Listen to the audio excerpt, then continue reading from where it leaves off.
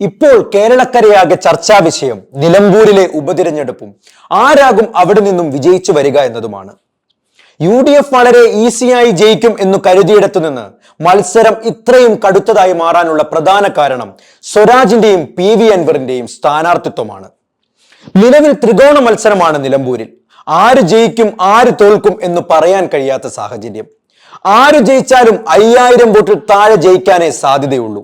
ഭരണവിരുദ്ധ വികാരവും ആര്യാടനോടുള്ള സഹതാപവും UDFന് ഗുണം ചെയ്യുമെങ്കിൽ സ്വരാജിന്റെ പ്രതിച്ഛായയാണ് LDFന്റെ പ്രതീക്ഷ. അൻവർ 15000-ഓളം വോട്ടുകൾ നേടിയാൽ അത് LDFനെയാണോ UDFനെയാണോ ബാധിക്കുക എന്നത് 25-ന് വോട്ടെണ്ണുമ്പോൾ മാത്രമേ പറയാനാകൂ. BJP വെൽഫെയർ പാർട്ടി വോട്ടുകളും വളരെ നിർണായകമാണ്. ആദ്യം നിലമ്പൂർ മണ്ഡലത്തെ നമുക്കൊന്ന് പരിചയപ്പെടാം. നിലമ്പൂർ മുനിസിപ്പാലിറ്റിയും 7 പഞ്ചായത്തുകളും അടങ്ങിയതാണ് നിലമ്പൂർ നിയോജക മണ്ഡലം. ഇതിൽ വഴിക്കടവ്, മുത്തേടം, എടക്കര, കരുളായി, ചുങ്കത്തറ UDF ഭരിക്കുന്ന പഞ്ചായത്തുകളാണ്. പോത്തുകലും അമരമ്പലവും LDF ഭരിക്കുന്ന പഞ്ചായത്തുകളുമാണ്. നിലമ്പൂർ മുനിസിപ്പാലിറ്റിയും നിലവിൽ ഭരിക്കുന്നത് LDF തന്നെയാണ്.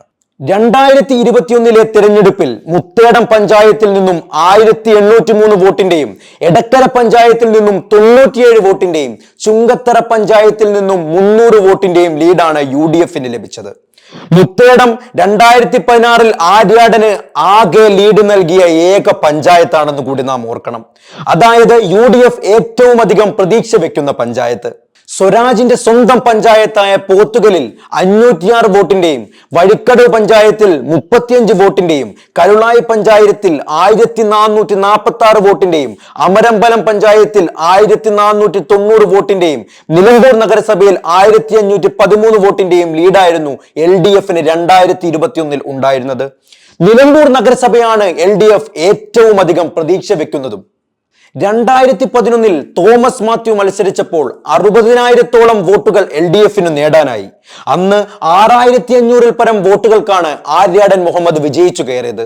പിന്നീട് 2016-ൽ LDF 18000 വോട്ട് വർദ്ധിപ്പിച്ച് 78000 വോട്ടുകൾ നേടി.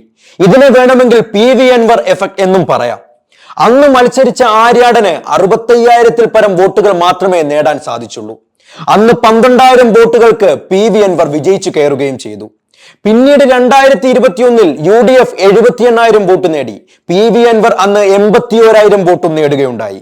അന്ന് VV പ്രകാശ് പരാജയപ്പെട്ടത് കേവലം 2700-ൽ പരം വോട്ടുകൾക്കായിരുന്നു. അന്ന് ആകെ പോൾ ചെയ്തത് 1,73,000 വോട്ടുകളായിരുന്നു.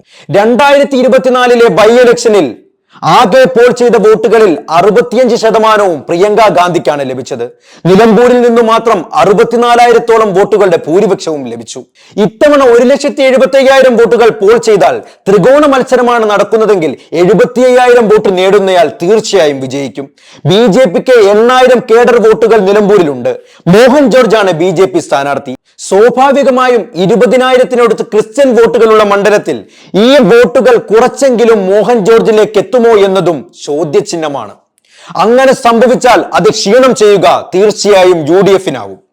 46% മുസ്ലിം വോട്ടുള്ള നിലമ്പൂരിൽ സ്വരാജിന്റെ മതനിരപേക്ഷ ചിന്താഗതിക്ക് മുസ്ലിം സമുദായം ഒന്നടങ്കം പിന്തുണ നൽകിയാൽ സ്വരാജിനെ ഈസി വാക്ക് ഓവർ ആണെന്നും വേണമെങ്കിൽ പറയാം. 75,000-ഓളം മുസ്ലിം വോട്ടുകൾ നിലമ്പൂരിൽ വളരെ നിർണായകമാണ്. മുസ്ലിം ലീഗിന് 18,000-ഓളം കേഡർ വോട്ടുകൾ നിലമ്പൂരിൽ ഉണ്ടെന്ന് ലീഗ് തന്നെ അവകാശപ്പെടുന്നുമുണ്ട്. സമസ്തയുമായുള്ള ഭിന്നതകൾ വോട്ടിനെ ബാധിക്കുമോ എന്നതും UDFൽ ആശങ്കയായി നിലനിൽക്കുന്നു. പുതുതായി 8000 വോട്ടുകൾ കൂട്ടിച്ചേർക്കാൻ UDFനായിട്ടുണ്ട്. ഇതും UDFന് ഒരു പോസിറ്റീവ് ഘടകമാണ്. ആര്യാടൻ ഷൗക്കത്തിന് ക്രിസ്ത്യൻ സമുദായവുമായുള്ള ഊഷ്മള ബന്ധവും ആദിവാസി പിന്നാക്ക സമുദായവുമായുള്ള അടുപ്പവും വോട്ടായി മാറുമെന്നാണ് കരുതപ്പെടുന്നത്. PV അൻവർ ഇതിൽ നിന്നും എത്ര വോട്ടുകൾ നേടും എന്നതിനാശ്രയിച്ചിരിക്കും UDFന്റെ വിജയ സാധ്യതകൾ. ഒരു കാര്യത്തിൽ യാതൊരു തർക്കവുമില്ല. PV അൻവർ കൂടി UDFനൊപ്പം ഉണ്ടായിരുന്നെങ്കിൽ UDF വിജയം 100% ഉറപ്പിക്കാമായിരുന്നു. ഭൂരിപക്ഷം എത്രയെന്ന് മാത്രം അറിഞ്ഞാൽ മതിയായിരുന്നു.